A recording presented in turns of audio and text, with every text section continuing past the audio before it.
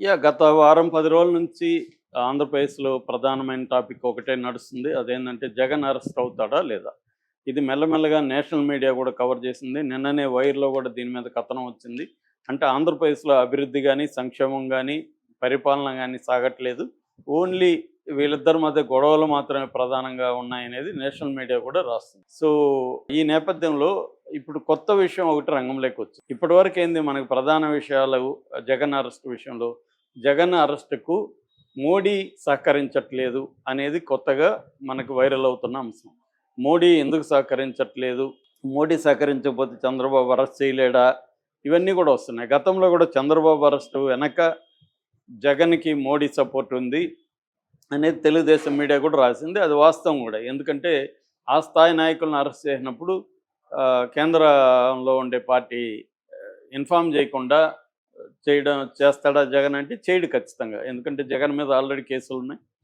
So, తెలుసు వాళ్ళకి. తెలుగుదేశం తెలిసినా కూడా బలమైన శత్రువునితో కలిసిపోతేనే మంచిదనే ఒక వ్యూహం ప్రకారం చంద్రబాబు మోడీతో కలిసిపోయినాడు. దాని ఫలితం కూడా ఆయన బ్రహ్మాండంగా అనుభవిస్తున్నారు. సో, ఇప్పుడేందంటే చంద్రబాబు జగన్ అరెస్ట్ అవ్వాలన్నా మళ్ళీ అగైన్ మోడీ పర్మిషన్ అవసరం. పైగా ఇప్పుడు సొంతంగా చంద్రబాబు ప్రభుత్వాన్ని కూడా ఏర్పాటు చేయలేదు. Coalition government. కోయిలేషన్ గవర్నమెంట్ అయినప్పుడు ఖచ్చితంగా మాట్లాడాలా. కోయిలేషన్ గవర్నమెంట్ లేకపోయినా కూడా చంద్రబాబు అయినా, జగన్ అయినా బీజేపీ చెప్పినట్టు వినేవాళ్ళు తప్ప బీజేపీని వ్యతిరేకించే పార్టీ ఏది ఆంధ్రప్రదేశ్‌లో లేదు. అందుకే ఉండవల్లి లాంటోళ్ళు ఆంధ్రప్రదేశ్‌లో 25కి 25 బీజేపీ అకౌంట్‌లో ఉంటాయి. వాళ్ళ అన్ని రాష్ట్రాల కంటే కూడా ఆంధ్రప్రదేశ్‌లోనే వాళ్ళకి ఎక్కువ బలం ఉందనేది చెప్పాడు. అది వాస్తవం కూడా. ఎవరున్నా బీజేపీకి సపోర్ట్ చేస్తారక్కడ. జగన్ అయినా, చంద్రబాబు అయినా, పవన్ కళ్యాణ్ అయినా. సో, ఈ నేపథ్యంలో మోడీ ఎందుకు గ్రీన్ సిగ్నల్ ఇవ్వలేదు అనే చర్చ నడుస్తుంది. ఒకటి టైమింగ్ చూసి చేద్దాము ఇప్పుడు ఆగండి అనన్నా చెప్పుండాలి. 2 అతను జగన్ అరెస్టు చేయొద్దు అనుకోని కూడా ఉండాలి. దానికి రకరకాల వ్యాఖ్యానాలు వినిపిస్తున్నాయి. ఒకటేందంటే జగన్‌ని అరెస్ట్ చేస్తే బీజేపీకి వచ్చే లాభం ఏం లేదు. అది చంద్రబాబుకి లాభం అవుతుంది. జగన్ వీక్ అయినప్పుడు చంద్రబాబు బలం పెరుగుతుంది. ఆ చంద్రబాబు బలం పెరగడం బీజేపీకి నష్టమే. చంద్రబాబు ఇలాగ ఉంటేనే తన కంట్రోల్‌లో ఉంటాడనేది ఒకటి.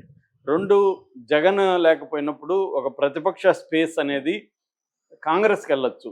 ఎందుకంటే జగన్ పార్టీలో చాలామంది కాంగ్రెస్‌లోకి వెళ్ళిపోవచ్చు. తెలుగుదేశం, జనసేనలోకి వెళ్ళలేని వాళ్ళు ఒకప్పుడు కాంగ్రెస్ నుంచి వైసీపీలోకి వెళ్ళిన చాలామంది ఉన్నారు కాబట్టి మళ్ళీ వాళ్ళు కాంగ్రెస్‌లోకి వెళ్ళిపోయే అవకాశం ఉంది.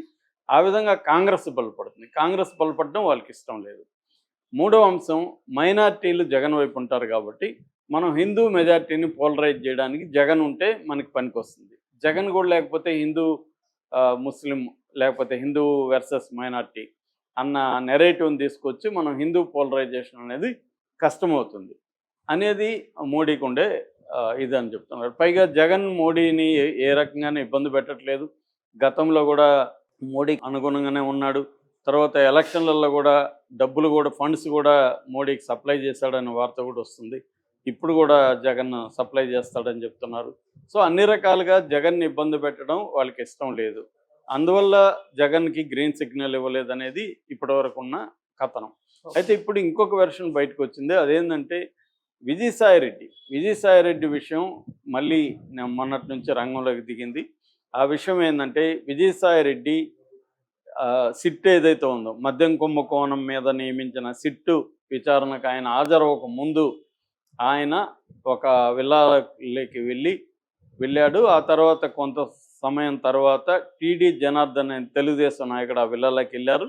ఇద్దరు దాదాపు 45 నిమిషాలు చర్చించుకున్నారు. దాని తర్వాతనే ఈయన సిట్టికి వెళ్ళాడు అన్న వార్త వీడియోని వైసీపీ బయటికి తీసుకొచ్చింది. ఈ క్రమంలో జగన్ కూడా విజయసాయిరెడ్డిని గురించి అడిగినప్పుడు ఇంకా 3 ఏళ్ళు రాజ్యసభ సభ్యత్వం ఉన్నా కూడా రిజైన్ చేశాడంటేనే కారణం తెలుగుదేశానికి చంద్రబాబుకు ఉపయోగపడడానికి ఆయన అలా చేశాడని జగన్ ఓపెన్గా చెప్పాడు. దాన్ని అందుకొని వైసీపీ సోషల్ మీడియా ఈ వీడియోను బయటికి తీసుకొచ్చి ఈయన మీద దుష్ప్రచారం చేయడం మొదలుపెట్టింది.